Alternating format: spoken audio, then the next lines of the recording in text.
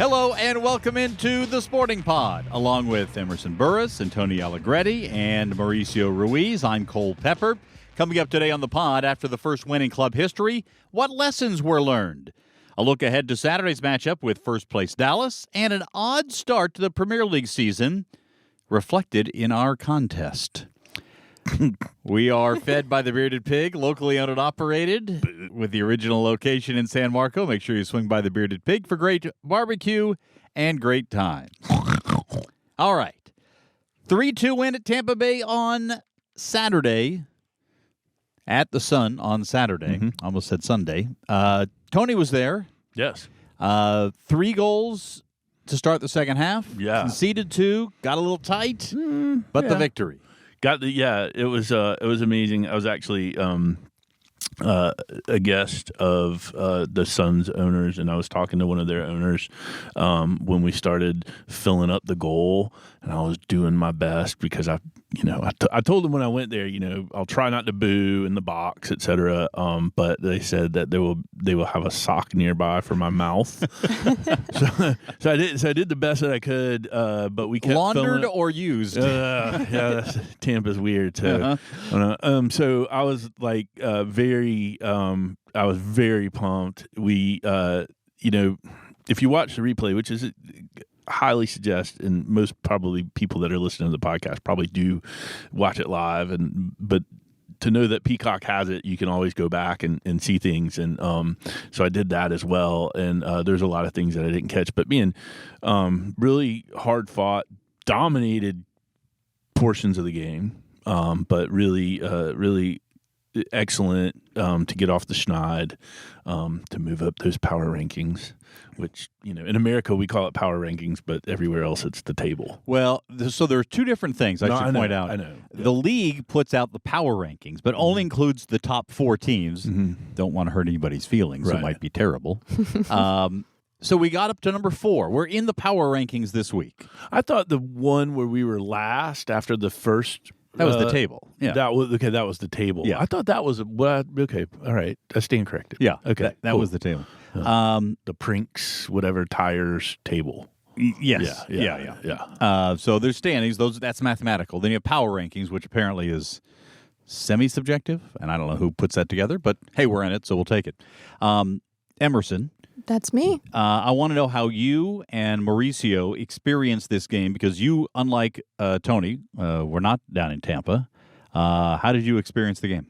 I didn't watch it live, I'm not going to lie, but I went back and I watched the whole thing, and then I also followed on social media. I thought our social media team did a great job of updates throughout the game, and I'm happy to see that we are being creative and finishing in the final third. That was particularly good, and I would say as well, we can go through the goals here, Mal. The first goal, Ashlyn Puerta sends it out to Julia Lester on the right side. Lester sends it back, kind of cuts it back, and Puerta sort of dummies it, and then Meg Hughes, with her weaker foot, sort of bounces one past the keeper.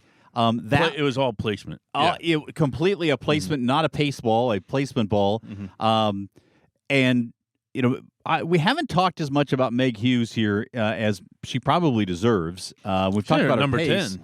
Yeah. She's wearing the number 10 jersey, which always brings some significance with it. But now she's assisted on the first goal, and now she scored to open the scoring against Tampa. Well, if you look at that play from the very beginning, the run of Ashley Puerta to draw defenders, to open players for Sporting Jacks, and then eventually the cutback where Meg Hughes kind of comes in and does have a really good finish in the lower corner, which is difficult through traffic. You can kind of maybe say, hey, the Tampa goalkeeper could have done a little bit better, but when you look at from behind, she had a lot of traffic, and that's what happens when you have a player like Ashley Puerta that can actually drive into the nucleus of a defense. He collapses the defense, opens up opportunities for other people, and then players like Meg Hughes that maybe we haven't talked about, but Ashley not only had the 2 goals that we see, but she had a lot of impact in the game, and she's going to make other players better. And I think, to me, that's the true testament of a great player, is making other people better around you because of what you do, and attracts attention. So I think we'll hear a lot more about Meg Hughes kind of coming forward, because there's going to be a lot more eyes on Puerta naturally, because she's starting to become a key player on this team, and teams are going to start scouting her. So I believe not only Meg Hughes, but other players will start showing up in different ways that maybe at first there's no knowledge on this team. So there's like, what do we take away from Sporting Jocks? Everyone's kind of going into slightly blind, but not anymore, not after this performance. All right. Well, there was you kind of teased ahead to the next two goals. One created by Puerta by holding off a defender Just in the relentless, box. Would not give an inch. Again, remember, this is an 18-year-old player who played 1 year of college at Florida State. It is remarkable how advanced she is technically and in terms of the way she sees the game and approaches the game. So she's fouled in the box.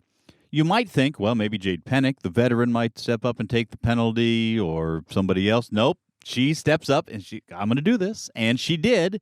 A little hesitation move and delivered it cleanly for the goal on the PK. And then the third goal came off a short corner.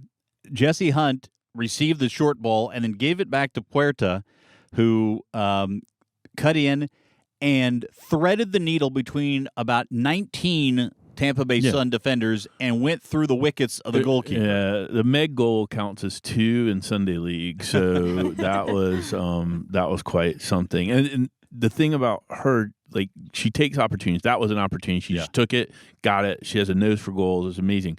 But her making these opportunities, all those things that we talked about before that goal, really came because she went straight at the defense, right? So she, whether it's going over, before the PK to just you could tell that if they didn't foul her and create the pin, that she was going to get to the goal. Mm-hmm. So it was like that was a professional foul.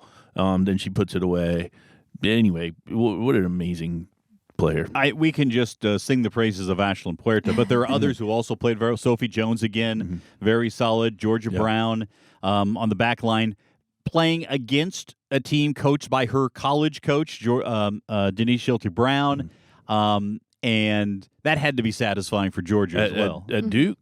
No, at USF. Who? Oh, Georgia. Georgia's Yes. coach. Okay, Yeah. sorry. I was thinking Sophie. Okay, cool. Yeah. So, again, but my point being, you've got the spine of the team right up the middle, and credit Jamie Gerstenberg as well in goal, getting her first start, making her pro debut. Played very well, made a big save early in the second half to sort of set the tone. She was decisive. Yes. Yeah. And so, gosh, all around, just a lot of positive. Plenty to improve on, but, boy, these are the kind of wins you like, Emerson, especially early in the season. Yeah, and speaking of Captain Sophie Jones, tune in to the Sporting Jacks report this weekend to hear more about her long list of hobbies. She said her hobby is having hobbies. Yeah, and I got to learn a lot about it. Filled it up. That'll be on. That's bad news for her garage. Just as a somewhat hobby person myself. Yeah. There's another thing about Sophie, by the way, that her teammates tell me, that she's kind of good at everything. But there's this one card game that they play that is strictly a luck game, and she gets so frustrated when she doesn't win because she's used to winning, and then Well, yeah, and she's trying to figure out how to make it a game of skill. That match, there were several times where she held the ball, made a move, maybe it was a Croy for some other turn or whatever, where you literally heard the crowd go, ooh. Like, I mean, it was really good. She controlled the midfield for sure. And if you listen, I will say this: it's not that you don't want talented wide players, but if you're strong up the middle, that gives you so many options. And if you think about it right now, with Georgia Brown, with Sophie Jones, Sophia Bowman, Ashlyn Puerta, right up the spine of the team, that's a strength. And they've all played well here early on. So exciting things to come. We'll talk about the next opportunity here in just a moment. I want to remind you that this is the last week that prorated season tickets will be on sale for the Gainbridge Super League season. Season tickets start as low as $10 per game for students. You have reserve, club, premium, and field seating also available. After this week, it will be down just to the Flex Pack. So if you want to get the best possible price, go to sportingjacks.com/tickets or call 904-863-KICK. All right. Is this okay to say there will be, because you post this later in the day on the day, right? So today you'll post this up. And We're recording this Thursday morning in the Gemstone Media Studios. Right, yes. on 9:04 day. Yes. Right. And right now, if you happen to listen to this on 9:04 day and you don't have tickets or you need more, good point. You want to bring your neighbor, you can go to Sporting Jacks. There's a code. It's all over our socials, you know, how to do it. But tickets $9.04. For those who are not aware, who are listening outside of the area, everybody in our neighborhood will know 904 day. Right. But 904 is the area code here in Jacksonville, and at least one of them, the original. Yeah, the OG. Yeah, and 904, of course, is the date, September 4th. So 904 deals. 904 day has become sort of like President's Day in Jacksonville, where everybody comes up with a 904 day giveaway. It's a great day to save money if you're going to buy some things, and particularly for events and so forth. So great time to do that now. One of the other ones I will just say that sort of is associated with this is the 904 sticker and car magnet. That has our merch. Our merch. It has the Sporting Jacks roundel in the middle as the O, and then the 9 and the 4 on either side. That's a cool one. Trucker hat, too. Trucker hat is available? Yeah. Oh, that got Emerson's attention. I like trucker hats. Actually, I don't look good in them, but they're cool. I think we got some bucket hats coming, too. All right. Breaking news. Reversible bucket hats, I've heard. All right. Again, not for my head, but shout out to the merch team. Yeah. Everybody will have some options. All right. Let's look ahead to Saturday's matchup against Dallas. 7:30 kickoff. The game will be broadcast on Channel 4 locally and on Peacock around the country. Mauricio will have to watch on the geo-fenced YouTube, USL on YouTube in Portugal. Dallas, 2 wins from 2 matches. The only club with 6 points from their first 2 in the Gamebridge Super League. Both matches were at home. They won against Spokane in the opener, and then a slugfest against Brooklyn FC 1-0 for the only clean sheet of the season so far in the league. That's kind of crazy. Yeah, it's surprising that's it. Goal fest. Yep. Mal, what are you expecting on Saturday? Or if we keep building on our performances, and that's what you want to, you can try to, predict or analyze, you're going to have another really good opponent. I think we're getting tested really early in the season, which can be a very, very good thing for us. But it is some really big tests, not only with the opener being, kind of the conflict that we had with the weather, but then you go to the defending champion and you had some tests there. And then the sign of a good team is you can get tested and still get a result. And Dallas is going to be another big test. And being at home, it's always difficult. People think winning on the road is hard, and it is. But the pressure of winning at home adds a completely different layer. So I hope that our players get some confidence from the past weekend and they put on a show for our local fans. What are you looking forward to, Tony? Well, we're coming into a buzzsaw, kind of, right? This is a undefeated team. Is it the only undefeated team, right? It is. So I just would love the composure. I do feel like the initial game with the kind of ball stopping in the puddles and everything was kind of weird and tense, and we controlled the game but didn't win, and and then the Sun game really kind of felt like we evened out. We got our balance. If we can continue that and we can play well and we can spray it around the entire field, I think it'll happen. And again, my biggest things: stay healthy, stay happy. Get some goals, and we'll celebrate.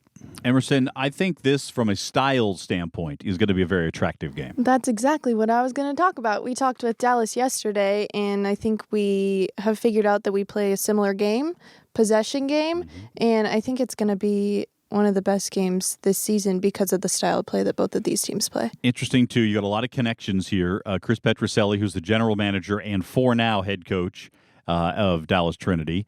They're going to hire somebody eventually, but they've taken the interim tag off of him for now. So in the interim, they've taken the interim tag off in the interim. The hiatus is back on. Right. But he coached, he's coached for a long time in college, including at SMU.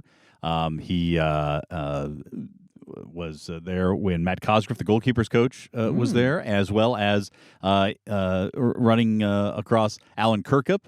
And I asked Petroselli yesterday if he and Alan were kind of cut from the same cloth. And he goes, well, if that means, if it's because we're old guys, then probably so. That's awesome. So I enjoyed the chat with him, and I'm looking forward to a good matchup. This is a question I probably should have asked before the podcast, but does anybody know why they're called Trinity? Yes. Yeah. Yes. And it's Dallas, Fort Worth, Plano? No. River, right? Trinity River. They're okay. Okay. Nice. All right. That flows through Dallas. The famous Trinity River. I've never heard of it, but that's cool. Like I've been to Dallas a bunch of times and never heard of the river, but that's cool. It is a 710-mile river. It rises in extreme northern Texas, a few miles south of the Red River, which of course is the border between part of the border between Texas and Oklahoma. And it was previously identified as the stream that the Caddo called the Arquicosa in Central Texas, but you knew this. Yeah. As you read from Wikipedia. Yeah. But yeah, it was because of the river, and that's how it came. So, by the way, I think two amazing river cities facing off. That's true. Yeah. And I would say as well that this was a question that lingered all year last year. When you refer to Dallas Trinity, it's not the Trinity, it's Dallas, it's Trinity. So just a little something in terms of nomenclature for those. Why would anyone say Dallas the Trinity or the Trinity? I'm just kidding. All right. Well, sometimes I just don't know. So looking forward to that game, and hoping to see you out there at Hodges Stadium. If not, watch on Channel 4 or on Peacock. A reminder, the Sporting Jacks is on radio and TV. As Emerson mentioned, the Sporting Jacks Report, noon Saturday on NBC 12 before Premier League action. You can also join us every Tuesday at 6 for the Coaches Show on 1010XL. You can listen live and on demand at 1010XL.com. Mark Warburton, Stacey Balaam. Did have Matt Cosgriff in this week as well, and also we'll have a different player every week. Julia Lester was in with us this past Tuesday. And the Sporting Jack Soccer Hour every Thursday night at 6 on AM 930, Fox Sports Radio Jacksonville. Mauricio, Becky, Emerson, and myself each and every week. All right, now let's get to our Premier League contest, gentlemen, and lady, because this is exactly... what the heck? Don't forget about me over here. I'm winning. I am winning the contest. Well, that's why I was trying to forget about you. Yeah. Why are we even talking about this? There's no Premier League this weekend. I think we should take a break from this content. You would say so, wouldn't you? I would. Well, you're not in as bad a shape as you think. No. Let me just review. Because you cheated and copied me, you got caught. Right. That's what it was. So in our contest, right now, Emerson, on the strength of a draw by Newcastle last week, has 4 points. Let's go. While Mauricio, Tony, and I on 3 points. Tony and I both got nipped by choosing Forest against West Ham, of all things. That was the surest thing I could think of. Yeah. Because it was at Forest. Yes. Like West Ham's looked like complete garbage. Yes. And then Forest kept Gibbs White. Like, we're like looking, like, how do they mess that up? I mean, it's just the way it is. So the next match week, given Sunday, as you mentioned, is not until the following week, Saturday, September 13th, and Sunday, September 14th. I'm going to allow everybody to make a choice here, and if you want to change it next week, then by all means you can pivot next week. But let's go ahead and put some picks in here to consider. Oh gosh, I didn't think about this. I didn't do my research this week. I wasn't prepared. Yeah, you're gonna have to go first, Cole. You're gonna do the old surprise. The surprise thing that we've done quiz every week. Yeah. Well, there's no matches, so it's you can change next week. It's okay. I just want a placeholder here. Okay. So I'll tell you what I'm picking. Yeah. I'm picking Crystal Palace against Sunderland. Sunderland has just come up. I think they'll have a modicum of success, but Palace at this point has not been beaten. They've had a couple of draws, but I like the way Palace and Mao, as you know. All Palace does is win hardware. That's all they do. I'm looking at a couple of really good ones here, and obviously a lot of it will be affected by the health of players coming back for international break. So thank you for the handicap that you're going to give us here, or the mulligan. Yeah. Right? Yep. I'm going to go just to keep it safe, because I don't like to see myself in second place. Even though it's early and the season is long, I'm going to go Chelsea over Brentford. All right. Well, a reminder that we can only take a team twice all year. Yeah. So, are you keeping tabs with this? I'm like, I am. This is a honor system. No, I've got there's a spreadsheet right here. Spreadsheet. Yeah. All right. Supposedly. No, it's there. You can click on it on the rundown that you never look at. It's shared. Oh, the work I do getting ready for this. All right, Tony. Yeah, you know what? I haven't used my my Arsenal yet, and since I'm so mad at Forest for porking it at home, I'm gonna take Arsenal at home versus those dudes who let me down. Okay, and Emerson. We can change this? We can change this. Yeah. You're very concerned about this. Well, I like to win. Yeah, you're ahead. Man City plays Man U. Don't put Man City. All right. I'll never vote for Man City until I really have to. I'll go Man U over Man City, but I might change that next week. Okay. That's a bold I one. really like the formula and how you're ahead right now. Thank you, Mel. Appreciate That was it. beautiful. Thank see you. How you just flip flopped. I'm not sure what. No, yes, no, maybe, possibly. Yeah, no. And let's do it. And so that goes to every. To be honest, if she football got me expert in the world. if she got me in United right on that, I'm gonna start listening to Emerson. Yeah. Like not that I wasn't before, Right, but sure. like in the way that What was Cole, the way that Cole copies me, I might start copying. I him. see how it works. We still have not decided on what the champion gets this year. So I'm going to challenge each of you to do some research, to do some brainstorming, and come up with what you think the champion should earn. And what we will do. An idea. Okay, what we will do is next week we will announce what each of our nominees are. Okay. We'll put it out on social media. Let the listeners decide what the winner gets. And then we'll play it from there. Nice. Cool. This is the point in the show, in the Sporting Pod, where Tony breaks format. I really don't have that much this time. The one thing that I will say though is come out this Saturday. We are playing this Saturday, next Saturday at home, and then the week after the Friday, Friday Night Lights against NWSL opponent. Like these are 3 home matches in a row, and then I think we're on the road for a few weeks. Yes, but like for a while. So like please come out Saturday, check it out. You'll be addicted in at the next 2 matches, but it's going to be just a ton of fun. So please do that. We also are going to I'll tease a big foundation announcement probably next pod. Okay. Yeah. I have something random. Yeah. Yay. Exciting news in the U.S. women's national team world. Sophia Wilson and her husband have had the baby. There we go. Gianna Capri Wilson, and she is beautiful. Congrats to them. Gianna's a soccer name too. Yeah. That's awesome. Also, shout out US MNT. They play on Saturday, I think, South Korea. 5:00. Yep. So go to your local pub or AO bar and or set up a TV in your tailgate and watch it out in the parking lot before the game. Yeah. Or Isle of Wings on the way in, or such. Yeah. All those options Do your thing. are there. Yeah. All right. That'll do it. You know what?